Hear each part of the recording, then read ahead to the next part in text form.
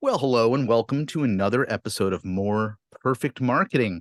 Today, we're going to be talking about a platform that's been around for years. And I should have actually gone back and looked to see exactly when it first came on the scene. But thankfully, my guest is going to have that answer at the ready in a moment.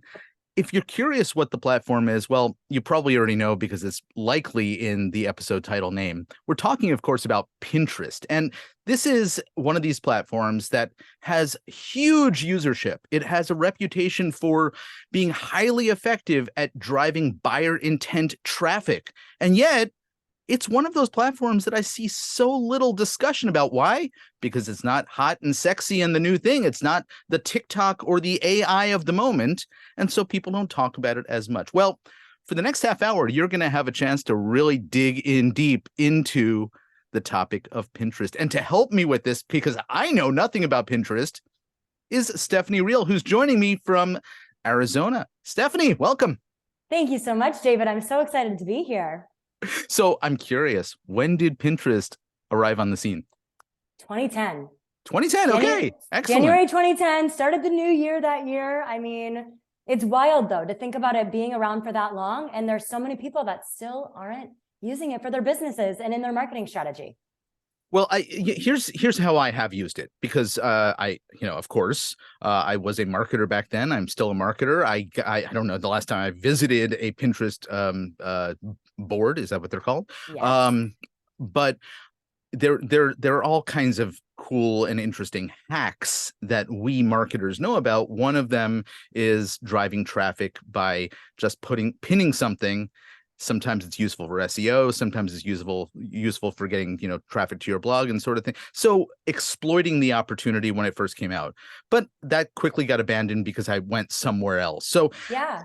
I need you to sort of unfurl what I've just said, because I've just thrown out a whole bunch of marketer speak there, and let's maybe get back to the very beginning. But before we do, I want to get a sense of who you are, what you do, because Pinterest is a passion of yours, but it's definitely not the entirety of your business. And so I want to give you a chance to introduce yourself, and then we can talk about Pinterest in the context of the broader work that you do, strategy and data-driven marketing and all of those other things. Absolutely. Well, I am so grateful. I'm excited, so excited to talk about Pinterest. I think it is a missed opportunity for so many small businesses. I started my career actually a little bit before Pinterest was on the scene. I've been doing this for 14 years, and this is all things digital marketing. So I started my first business before I even graduated college. And that business, back then, nobody knew what a side hustle was. And my friends thought I was crazy because I was working nights and weekends to build my business, build a client rapport on the side. Now everyone knows what a side hustle is. But I built it that way and did that and played the long game with that for about 9 years. And in 2019, I left my full-time job behind and focused only on my business, and that business became a full service marketing agency. So we did a little bit of everything, and truly over my career, I've done a little bit of everything. I love the strategy. I love digging into the psychology of consumer behavior, understanding what makes consumers tick, and then putting together a strategy that's going to connect with them. I love branding and even being able to connect with that consumer or potential audience on a subliminal level with the colors that we use, the words that we're choosing for a brand. And so that really morphed into this beautiful love affair with marketing over the years, everything from video to social media, advertising, email marketing. I mean, websites, you name it, I've done it over the years. And that was all intentional because I think that there's so much beauty. I think of marketing now more as branding first. The brand is that pulse and that heartbeat of a business. It gives that why and that humanization. And then we deploy it across whatever marketing channel we're using. So that's very much a big part of who I am now. I focus mostly on brand strategy, launch or relaunch of businesses, but I can't give up Pinterest. I have outsourced or found partners for all the other areas, but Pinterest is something I don't see enough people doing or doing properly and well. And actually through my career, I developed what is now known as the Pin Better method. And it's a way to scale and to create Pinterest at scale so that the thing that I love about Pinterest, and you mentioned it when you first jumped in and started talking about it, those different buzzwords, SEO, driving website traffic, all those different pieces. Pinterest isn't really a social channel. And I know that it doesn't get all the glitz and the glamour of the buzz in the moment of TikTok and Instagram Reels or those different pieces, but I've always played the long game in my life and in my business. And Pinterest is the long game for businesses of all kinds. It's not just recipes or bloggers and influencers. We actually have a lot of service-based businesses that are driving traffic on Pinterest too, and real website visits, because you're meeting your customer at the exact moment that they're searching for you. So I know that was a lot conglomerated into one, but I hope I answered those two questions pretty well and at least gave us kind of a foundation to jump off of so we can talk absolutely. And one of the things I was sort of curious about as you were talking about this is how big a user base Pinterest has. So the number that I just found was 445 million in 2022. And that's an impressive amount of people to be able to get in front of when you know how to strategically leverage a platform. Absolutely. And I think the context there, I always think context is really helpful. That continues to grow. So a lot of other social channels have plateaued or are decreasing in monthly average users. And that's up about 2 million users from the previous quarter for Pinterest for those stats. So I love that there are more and more people using Pinterest and the trend data and some of the tactics that I know we'll probably talk about towards the end of our conversation today. I'm excited to give some tips and tricks, but the overall strategy, Pinterest is more like Google than it is like Instagram or Facebook or any other platform out there that is social. I'm using air quotes for anybody who's just listening, because it's all keyword driven. It's all URL based. And the thing that I love is since 2022, pins have been coming up in Google search results. So the Google crawlers are actively crawling. It's not something that a lot of people are talking about. We have some of our best performing pins for clients, and my own service-based businesses over the years are from 4 and 5 years ago, because they keep on coming up in search results in an active Google search, where your TikTok video or your Instagram content might not come up or likely isn't going to come up. Your Pinterest content can, and you can repurpose content between the two. So there's a lot of opportunity there on Pinterest and growing eyeballs across the board, no matter who your end consumer is. You bring up an interesting point, because I'm thinking about the way that consumers, or just whether you're a consumer in doing this or not, how we use a search engine like Google, and how some of these platforms that we think are the be all and end all of marketing don't play nicely with Google, but others do. And so you mentioned Pinterest. Another one that I know that often will show up in results, particularly if you're looking for an individual, is LinkedIn. And so knowing how to utilize these types of platforms, because it's not just when somebody is on Pinterest, but when somebody is using Google, you can have your stuff found. So I think this is certainly a conversation I've had before about, Pinterest is more than what you think it is, what the reputation suggests it is. It's not just for brides planning weddings and couples planning, vacations that they're dreaming about in the future. You've said several times now, service-based businesses. So can you go a little deeper on that and explain, when you're talking to a service-based business and you say Pinterest, and they go, oh yeah, but that's not for me, that's for, these other people. What do you say next? Absolutely. Well, I think the other thing to remember, every social channel or social search in Pinterest's case, there's a certain user behavior and intent on the channel. And so I always give that context for my clients too, or potential clients, or if I'm just speaking to a group, to make sure that you understand people on Pinterest are planning for the future. So yes, that might be a wedding. Yes, that might be a new fitness regime, or somebody wants to meal prep. It also might be they want to launch a business, or they're doing some market research for a hole in the market to find that white space of how their product or service fits in. And so when I'm having those conversations with service providers, truly anything with a link we can leverage on social media, as long as it's not tied to a sale or something that has an end date or an expiration date on it. So we're looking at evergreen content. Mm-hmm. I love working with service providers who maybe have a blog already, because we can really drive that traffic. Even your podcast, those links do really well. We've even driven app downloads for different tech startups, and also real leads for freebies and lead gen offers as well for website traffic that actually converts into a true connection point with an audience member, all from Pinterest. So I think those are a lot of the ways that are a little less known, because I think everybody does think, oh, I'm planning a wedding or, planning a vacation or getting a recipe. But there are so many other topics. There's so much business content. Entrepreneurship is such a big buzz there as well, as it is across the Instagrams and TikToks of the world too.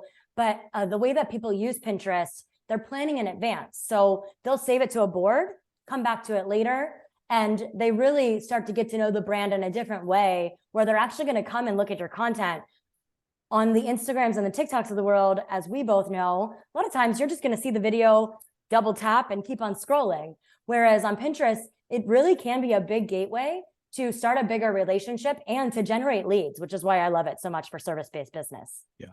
And I want to circle back to one really important point that you made in terms of evergreen content and how you can be doing something today that will pay off a year, 3 years, 5 years from now, and planning that sort of as part of your strategic approach to marketing is key, right? That's what you were talking about overall, but it's something that I think many businesses don't think about, the difference between a here today, gone in 30 minutes or 12 minutes or 40 seconds, right? And something that is forever. I mean, there's other platforms that behave similarly. YouTube is probably a good example. Yes. You mentioned podcast as another good example.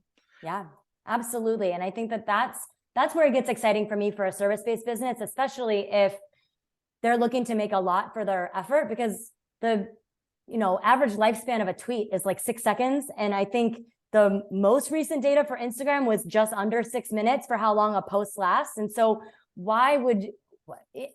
those are still important parts of a strategy and overall visibility, because as we know, it takes like over 21 times of seeing a brand to even remember it now. But if somebody's actively searching and planning for the future, they're probably on Google or some another search engine.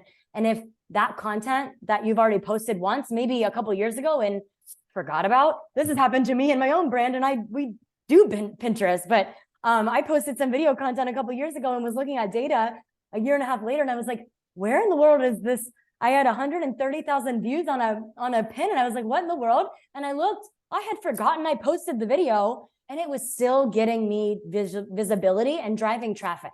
So it's just an important piece of the puzzle for marketing that I think a lot of people aren't thinking of, because they're so caught up in it being planning outfits or, different trips and things like that, where there are a lot of other conversations and a lot of other people, not just brides, not just grooms, that are on Pinterest, who are joining into the conversation now and using it to learn new things or to plan for their future.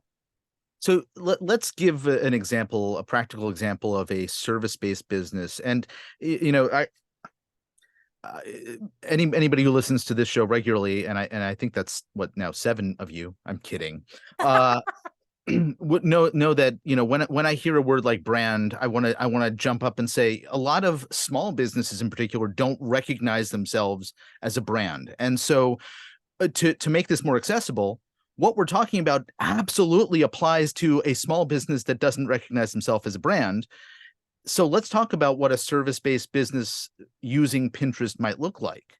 Oh, absolutely. So I love that. And I have that conversation with small businesses often too about the brand side, because it's truly, all of us have a brand, whether it's us as individuals. If you are in any way participating in a community, whether online or in person, you are building that reputation. And truly, to quote the famous Zig Ziglar, that brand is your reputation. And that does have an undercurrent for your business, regardless of the size of your business. If you have 2 employees, 0 employees, 20,000 employees, it doesn't matter. There's still that brand there. It's that feeling that your customer gets. And so I always find answering that question a lot too. So I'm glad for that clarification. I think for a service-based business, the beauty of Pinterest with those 445 million users is there's a lot of eyeballs. The challenge for small business is that's a national, international audience. But I think when we have that context to start, because even an HVAC company or a pool service company, if you're already doing blog content and other authority content marketing related campaigns where you're educating your customer on maybe some of the tips and tricks of how to tune up your air conditioning system for the season that's coming up or your heating for that season, why not? You already created the content once, or somebody on your team did. Why not put it on Pinterest and let it help somebody down the road? They might not live in your area. They might live across the country or across the world.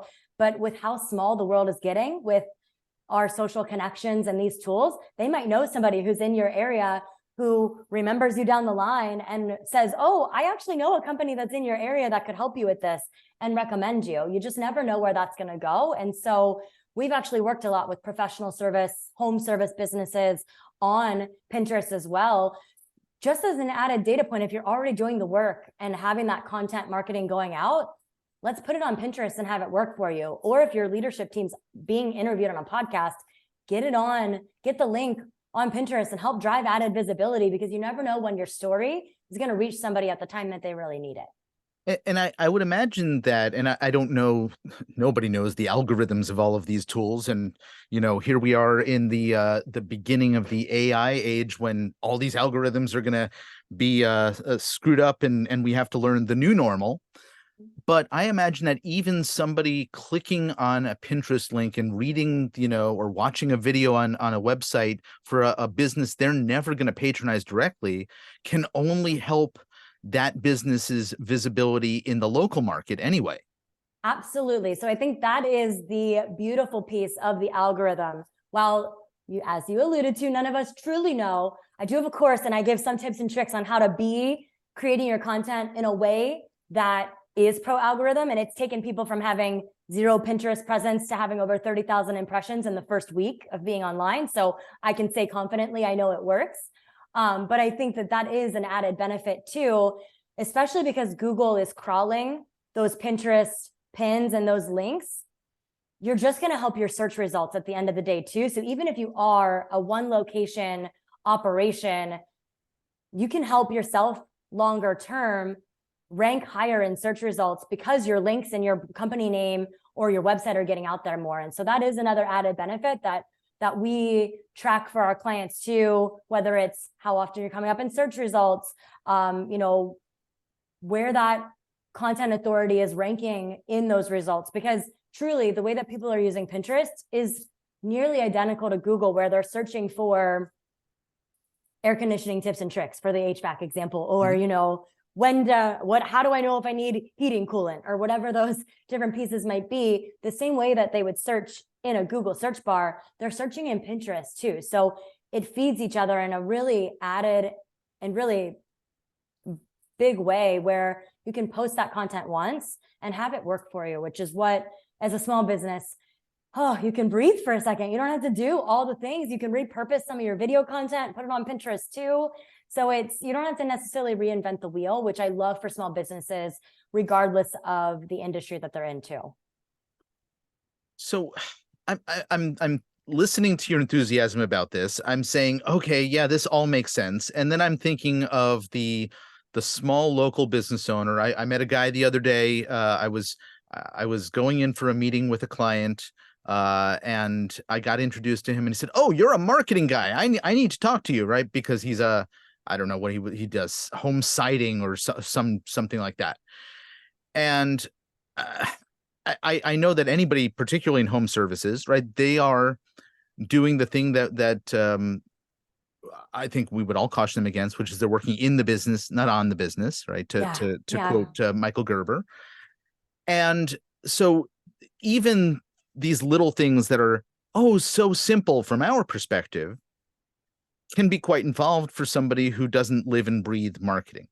Sure. So how do you identify when something like Pinterest or any other sort of equivalent additional step in repurposing existing content, for example, right, is appropriate, and when it's not, and where to add it to the mix, and how to prioritize, this is something you're going to do, and it belongs in this step after you have this piece. Map out sort of the thinking around that.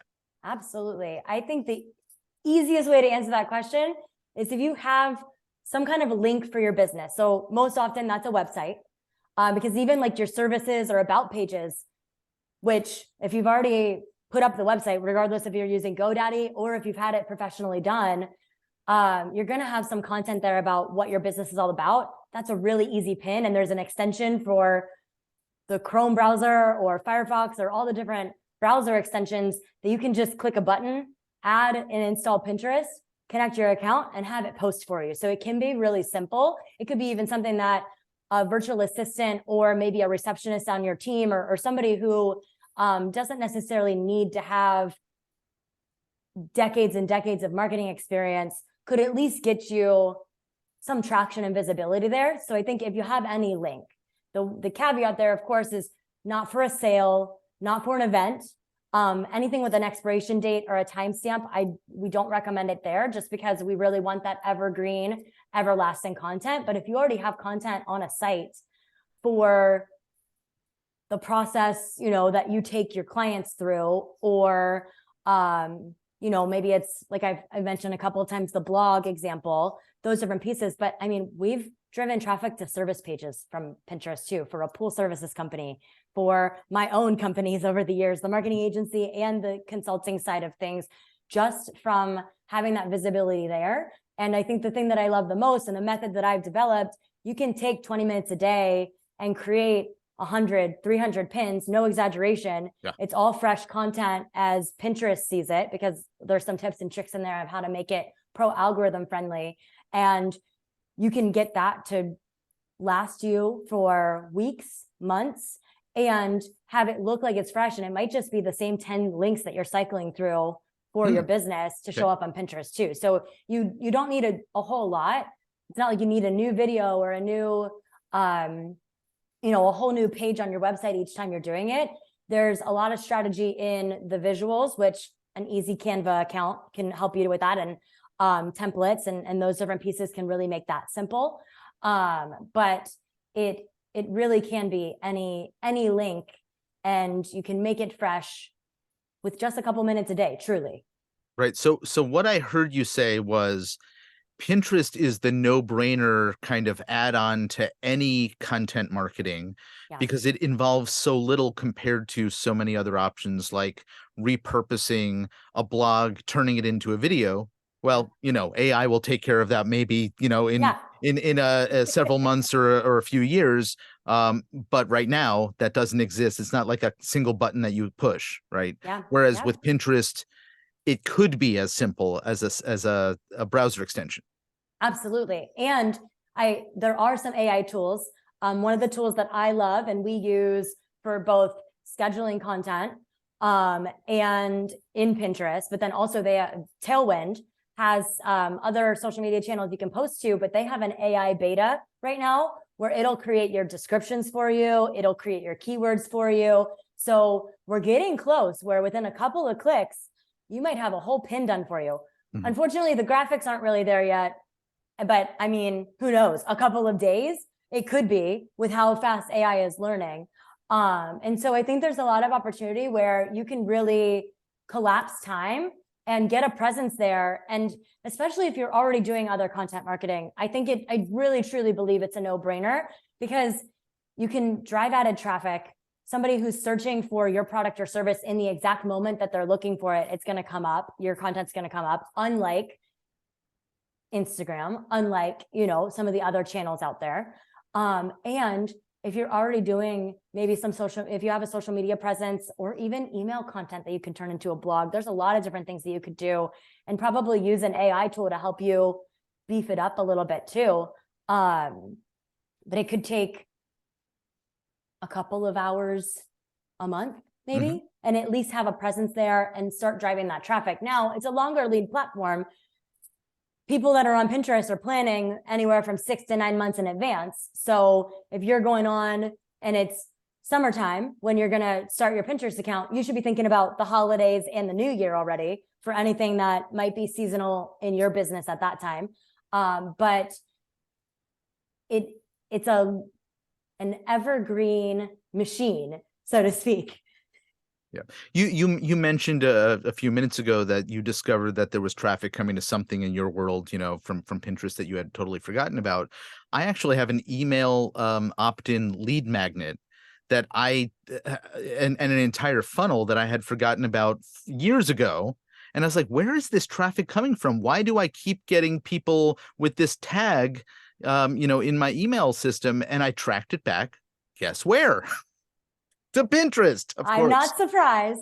That's, I think, the one thing I haven't mentioned yet in a lot of detail, but if you have a lead gen or a lead magnet of any kind, an opt-in, that absolutely needs to be on Pinterest. I don't care if that's all someone takes away from this conversation, because you can drive actual leads for your funnel. And if you already have the resources and the infrastructure for that marketing piece already set up, why not send leads through? Even if you are a local business and they're not maybe in your geographic location, seriously, the world is so small. You never know when that's going to help lead to another conversation. And I think that's why, even for those of us who have been around long enough, where we've gone to a lot of marketing conferences or other conferences, we all probably have a story at this point of, going to a conference 10 years ago and it led to something else down the road that we would have never thought of. Well, that's the same thing for your lead magnet too. So you got to get that on Pinterest so that it can start working for you. And you'll even forget it and be like, where did this lead come from? It's a beautiful surprise. All right, we have just a few minutes left, and I want to sort of pull the camera back and talk about bigger picture stuff, because this is a fascinating topic, and I'm surprised you're not a little bit more enthusiastic about it. But I'm kidding, folks. The thing is that obviously this holds a place, a position in a much broader strategic approach that you're an advocate of, and everybody who listens to this show ought to know I'm an advocate of too.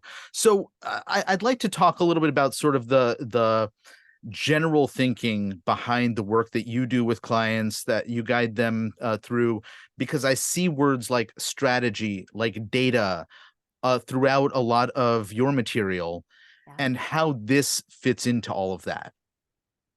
One thing that I found early on in my career was just how important. I had the pure luck and benefit of really growing up with the digital marketing industry. I mean, I was, my generation was on Facebook when it was still available for college students. We were in that first class of it. And so really seeing social media in its infancy, that's where I truly started my career in a lot of ways. I mean, crazy to think now, back in 2010 and 2011, I was driving multi-5 and 6-figure business deals from conversations I was having on Twitter for a construction company I worked for at the time. But that's reality. And so I think with that, yes, social media can be fun, and you get to be social with your customers, which is such a beautiful way to build that know, like, and trust that I know you talk about all the time, and we talk about in marketing all the time.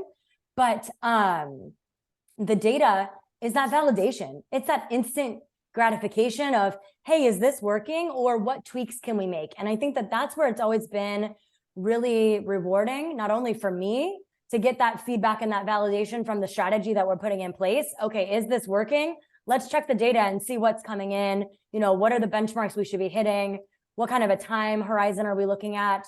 Versus just going at it and trying different things and having no way to give context or understand the background. So for me, when I work with clients, and again, I really focus a lot on brand and overall strategy, marketing, launch, relaunch, putting together the plans for that, and timing that out for a business, whether they're brand new to the marketplace or they've been around for a while and maybe they're not hitting their ideal customer. I get all of that data from their business data. So whether that's their Google Analytics, such an amazing, powerful, free tool that gives you so much information, not only on where your traffic is coming from, but then how your content on your website is performing. Is your audience even engaging in the content on your site? Where are they falling off? Doing the same thing with email. An open rate is fine and dandy, but tell me about your click-through rate. What's your engagement like in emails? Is your audience even interacting or taking the steps you want? And if not, then we have to test things to be able to figure out what's working. And that same mentality is for social. That same mentality is for Pinterest too. They have some amazing analytics tools within Pinterest, just native organically, that you can find out how some of your content's performing. It even interacts and can integrate with a website to see what that's driving traffic wise. So you can double verify, because as we all know, some of these data and analytics platforms like to give credit or give themselves credit when maybe, Facebook might be saying one thing, Google might be saying another. So it really gives you that visibility to know more about your customer. And if you're talking about marketing, we got to make it all about your customer and really think about them. What's their problem? What are they coming to you for? And how can we give them the most value as possible? And so all of that, including content for, the marketing plan, what are we going to talk about? That all comes from customer and that data approach of looking at it, digging in, even doing customer surveys. If a client doesn't have a website or those different channels set up, that we can get to know a little bit from the customer's perspective and from their words, so we can craft marketing that actually connects with that ideal customer. There's so much there that you just shared. One of the things that I picked up on was the the multiple sources and not necessarily getting the same information from all of them.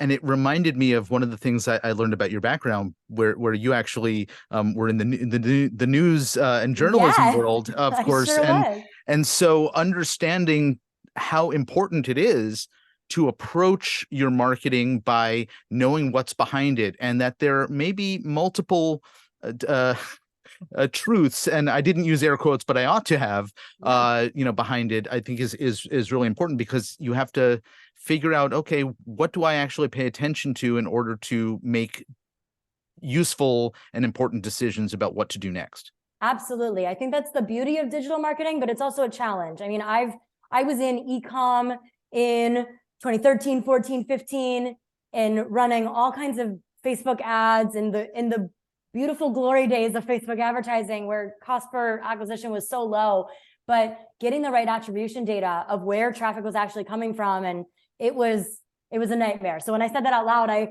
had a little PTSD moment of thinking about those days of being in the data and being like, well, Google's trying to give itself credit and Facebook's giving itself credit, but the truth is, and as so many of us and so many small business owners, I'm sure you can relate to this, it's not just one thing. With marketing, it's a lot of little actions over time. For us, when we build a business, it's a lot of that consistency over time. And that's the same thing with marketing, whether it's your email marketing or social media or your blog, whatever it may be. It's a lot of those things, especially with how noisy the world is and how many, here in Arizona where I live, there's literally advertisements when you're pumping your gas. So we are inundated with all this advertising and marketing messaging at all points of the day. So we have to be continuously showing up, continuously trying to find ways to stay top of mind and add value. And so it's a lot of these little efforts and in different platforms over time. But then the beauty of the digital side is we have then the data to see what's really driving the traffic, and not saying you're going to completely abandon, one platform over another, but you can spend or focus more of your time or more of your team's time on an area that's getting you better ROI over the long term, or getting you better traffic, depending on what your goals for that campaign are, if you're looking at the data. So, I'm crazy about data. We're looking at data all the time. But depending on, what that marketing mix looks like for the business owners listening, you have to have a pulse of your data to know what you're doing, because you can't just be throwing spaghetti at the wall. You're probably going to waste a lot of time, which is so valuable, but also a lot of money and investment if you don't have that strategy or that target point first, and then have the data to back it up. I love it. Stephanie, there's a bunch of different things that you do with clients. I wonder if you can sort of share those with us and let folks know if they're interested in learning more about you or accessing more information about how do I use Pinterest, and I know you have a course on that, where they can go for all that. So why don't you wrap us up with a little bit of info on who you are, where people can find you, and what they should do next. I love it. Well, I am definitely a passionate brand strategist and marketer. And you can find all things most easily at stephanieriel.com. That'll link you to courses, information on how I do consulting with a handful of clients a year. And then I also really focus on branding. So if you are either launching a new business and need help with that positioning, that storytelling behind the business, the colors, logos, fonts, all those different visuals to get you into the marketplace in the right way, I love to do that. And I have a team that works with me on that. Or a rebrand. Maybe you've been in business for a while and something's off. I look at the data and give you that analysis and give you the plan and tips and tricks, usually a lot of content topics and things like that do to connect with your ideal customer and get you back into those goals and those results that you want to be hitting for your business. And then, yes, as you mentioned, I do have a couple of courses. I have a branding course, but we talked a lot about Pinterest today, so it would be remiss of me not to mention the Pin Better mini course that I have. It's developed off of the exact strategy that I use with clients over the years, again, to go from 0 to 30,000 views on content in a week with real website traffic, not just impressions, but also took a blogging client she was at about 100,000 views, and we went to 1.8 million views in 18 months, all organically. No paid ads, just pinning consistently, using this strategy with the algorithm tips and tricks that are in the course. So I know we'll have that linked in the show notes if anybody's interested in that. It's a 3-part mini course. It probably takes an hour, maybe an hour and a half to get through. So that's another thing that you could do to learn more about Pinterest and get the tips and the information that you need and a couple templates to get started and rocking and rolling on Pinterest for your business too. Well, brilliant. So it's StephanieRiel.com. That's spelled Yes. Riel. Yes, it is. And we'll, of course, have that and any other links. That was the word I was looking for in the show notes as well. Hey, Stephanie Riel, thank you so much for hanging out. This has been a really fun conversation. This has been awesome. Thank you so much for the opportunity, David. And I loved getting to talk to you all about Pinterest today. Indeed, folks. This has been More Perfect Marketing. If you know somebody who could benefit from listening to this conversation, and I'm pretty sure you do, please send them this episode. Until next time, my name is David Baer, and you've been listening to More Perfect Marketing. Bye-bye.